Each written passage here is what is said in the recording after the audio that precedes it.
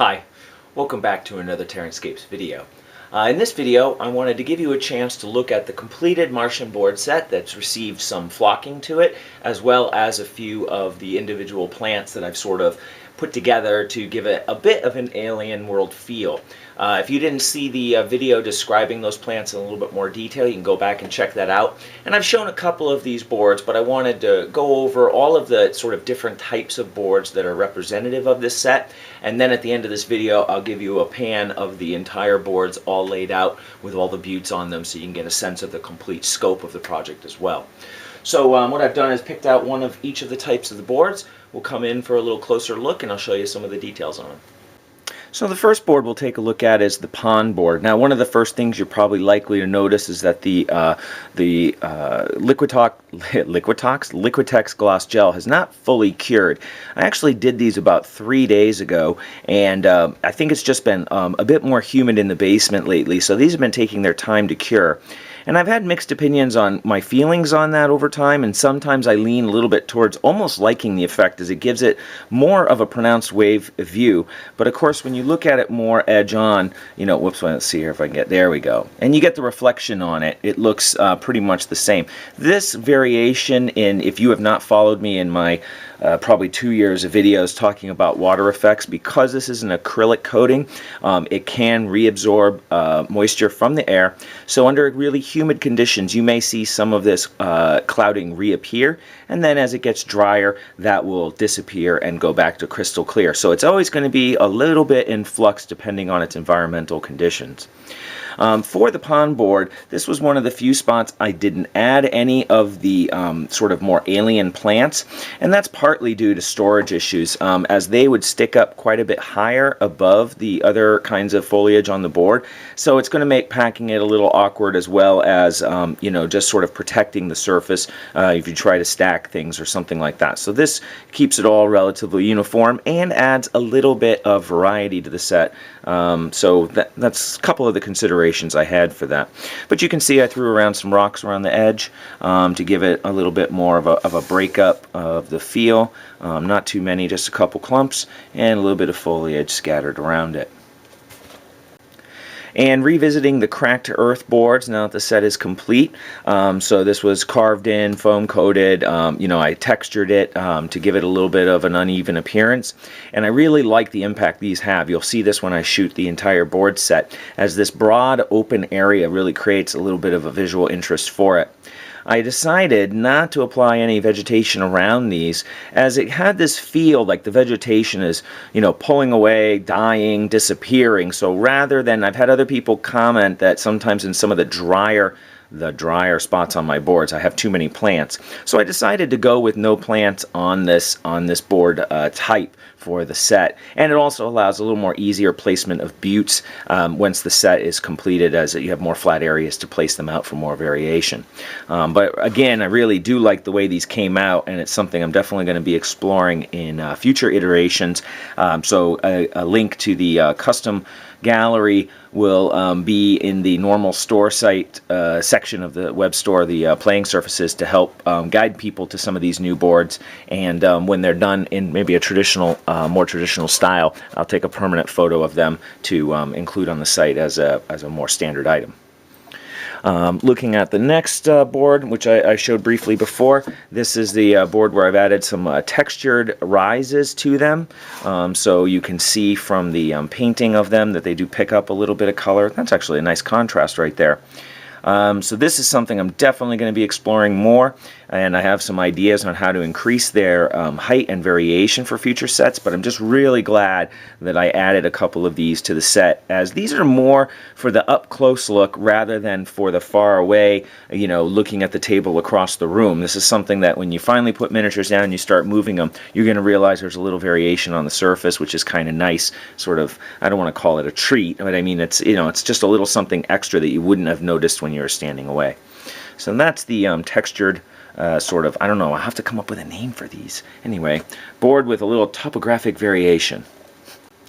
And here we have the dried mud board. Now, the customer asked me to fill them with a briny water that would give the impression that the pool is drying and shrinking over time. And actually, I think this works very, very well for some reasons, and there's a small reason why it's a bit of a challenge and doesn't quite work as well. But overall, I think it came out really well. And here's really mainly why. When the crackle, this is Chroma Crackle Medium. I have videos talking about it back, so take a look if you're new to the channel. By the way, welcome to the channel. But in any case, when it dries, it does produce fissures. You're going to find that there's going to be some openings, some deeper clefts in and amongst the overall surface with varying, let me see, why am I pointing far away? Let's take a closer look at it. So you're going to get those deep clefts. Now what I did is I carved this out and then filled it with the Chroma Crackle. I tried to keep brushing it out of the center, but the Chroma Crackle is actually a very self-leveling compound for quite a while after you apply it. So it eventually went level. And but once it dries, it shrinks so much that I did get a good depression that I could then fill with a water effect. This is Envirotex, which is very durable, very scratch resistant. I opted not to put any waves or anything on it, as I envisioned this as a very still body of water. Now, that's where some of the only thing that probably lacks the realism is then when you come in real close, what happens is as it approaches the deeper depression, the Chroma Crackle is getting thicker, and this is where you get the larger plating. And so I ended up tinting this very heavily to make it as opaque as I could so that you couldn't see this cracking really coming into and under the water.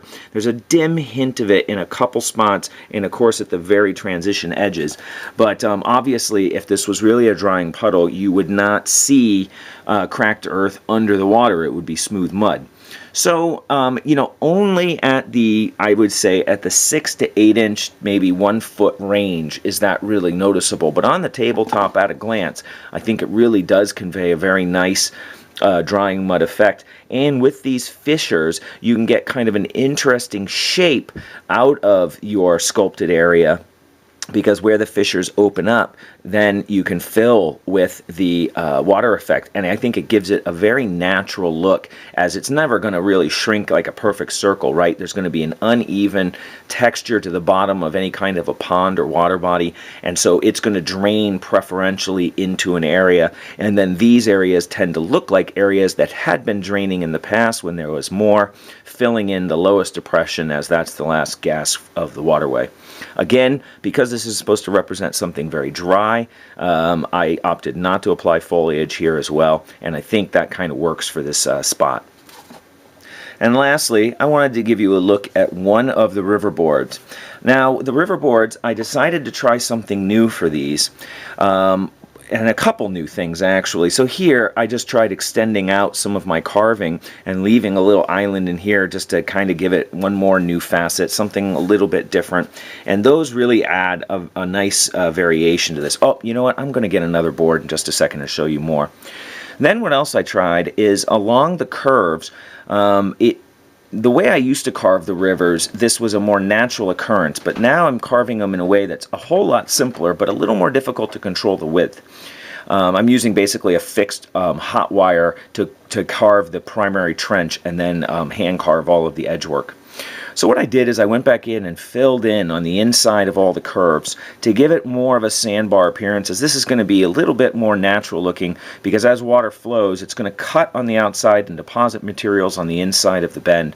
Now, because this is a straightaway, I kept those very minor here, and I'll show you a curve in a second where it's much more pronounced.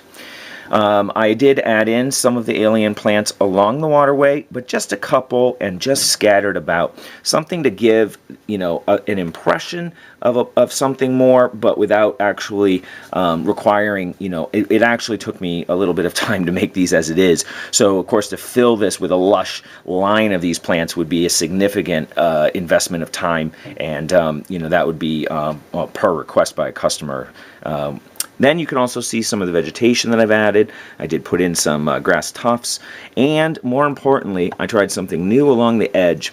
I wanted this to have a greener feel, and I decided to try adding ground, this is super turf, which isn't actually turf. It's actually more like clump foliage, but it has a very spongy texture. Let's see if I can give you a super zoom of that, and see if you can get, there we go.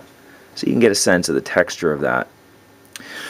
So what I did then is I just applied that fairly liberally around the very edge of the waterway to give it a bit of a green edge, you know, a little crisp line, but still trying to preserve, you know, some natural random distribution. And then added in some reeds, and then decided to pick them out only along the sandbars, as, you know, trying to think of biomes. And this is a special habitat only that these plants can only grow in, and so along the sandbars is where the reeds got added to give it a little bit more of a distinctive feel. But I like the addition of the sort of alien plants, and I really like this sort of green trim around this edge, so that's something that I'd probably like to explore more in future sets as well. You know, it'll depend if you are adding boards to an existing set. Of course, they'd be omitted, but I might do something similar to this and even vary the colors in future iterations. Really like how that added a lot to that side. And so here is one of the curved boards, one of the bends, if you will. This is a bend right. And you can see here how I've tried to really accentuate that sandbar effect as the water, you know, is much wider here. And then I decided to allow it to narrow as it would be normally cutting into this side, and then build this out as a sandbar effect. And it just gives it a little bit of variation.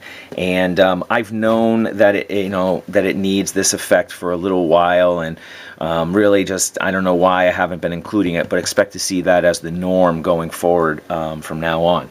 And in fact, it was, you know, it's a little bit of extra time to do it, but I think the effect is really worth it, as I really just want to keep adding to these riverways and keep enhancing their realism as much as I can. So that gives you just one last look. Of course, another little plant there, some of the reeds adjacent to the sandbar area as opposed to other locations, and that's the last board we'll take a look at. And before we leave the close-up view here, I wanted to show you a few of the buttes. So what I did is I added a few clumps of those new plants scattered around. This is a really nice, kind of interesting one, sort of pseudo-cacti. But I basically put 2, maybe 3 areas on each butte. This is a different one. I decided to try something which I actually really quite liked. Is I took this sort of prickly plant end here, and then I just dry brushed the tops, well, painted the tops with a little touch of white to give it kind of a unique color without it looking terribly, again, I'm trying to avoid the real alien look. But I like how those came out, and I've been hitting different spots. I didn't really mention this before with this yellow super turf, which I don't use very often, but I think in certain applications, in this kind of a color scheme and this sort of alien world feel, it just works really nicely. And then, of course, here's the arch for comparison. Again, a little bit more. Here's one of those sort of carnivorous plants with the tendril type bottom to it. You can see a couple of those other plants. So I've just really not gone too heavily, just scattered them about to give it a little variation. When you line them up on the table, you'll catch a glimpse of 1 or 2 of these in each spot, just to sort of give it that feel. So, having looked at those, let's take a look at the whole board set and see how it all comes together.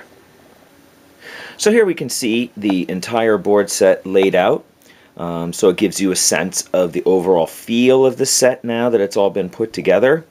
And it gives you also a sense of how the open areas are broken up by the new boards that I've added.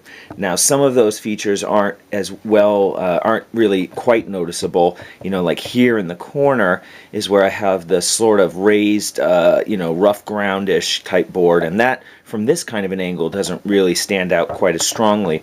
But certainly those cracked earth areas, they really give a nice sort of barren patch in the midst of the green foliage, and you can see that in the corner as well over there. The other thing, of course, is this is a new color scheme for the flock, and so complementing that is the blue sort of waterways rather than the traditional green, which would be, you know, far too green on a set like this. And that actually, I think, gives it a little bit more of a lush feel, which works overall well with that flock. I've said it I think a few times already, but I really like this flock on these boards. I'm going to put these in the custom gallery rather than add them as a new option in the traditional store page, but I'm going to link to the custom gallery and make note of it as a very viable option for with a little extra cost for the extra labor over the traditional Martian set, because I just think it really gives these boards a whole new breath of life and a real fresh look, and I'm glad to see it in its completed state myself. And the last thought before we leave the entire board set is to look at some of the plants along the riverway. There are not many of them. I didn't really want to crowd it and make it look too much jungle-ish. Plus, these were sort of extra add-ins on my own time, and so that unless the customer really wanted significant larger amounts of vegetation, there would have to be an associated cost with that. But I just did pop in a few, and of course you can see some of those along the edges of the buttes, and as you saw when we did the close-ups of them, those are scattered about, not very dominating in the sort of individual parts. There's only a few spots on each of the buttes, so it just gives a couple pops to each of the sections of the boards without really overwhelming it or giving it too much of a, say, like a jungle feel, something like that. And those dried mud boards really do stand out also, and I painted them up. Of course, you can see that here a little bit better with a much brighter color. Just took those highlights up a little higher on those so that they would really stand out and look a little bit different visually texturally, if I can say that, than the rest of the open patches, and I think that actually was a very effective choice as well.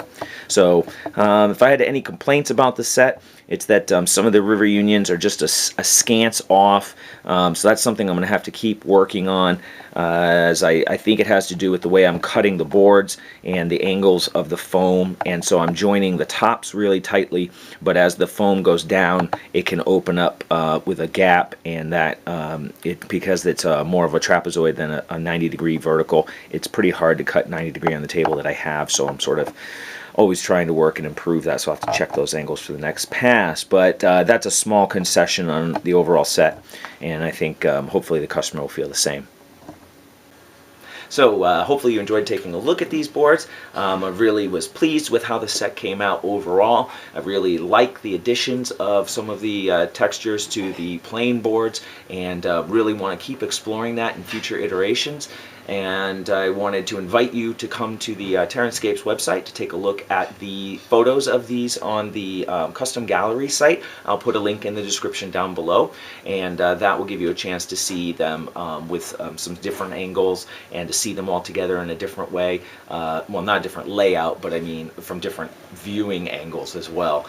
And also a couple dioramic shots that I shot to try to capture the feel of the set. So feel free to come over and take a look at that. If you have any questions or comments, please feel free to leave a comment or question down below. And keep your eye on the channel, as I'm starting a brand new project that's quite large, and I'm going to be looking to you for some help. So hopefully you'll join me for that video next, and I'll talk to you soon.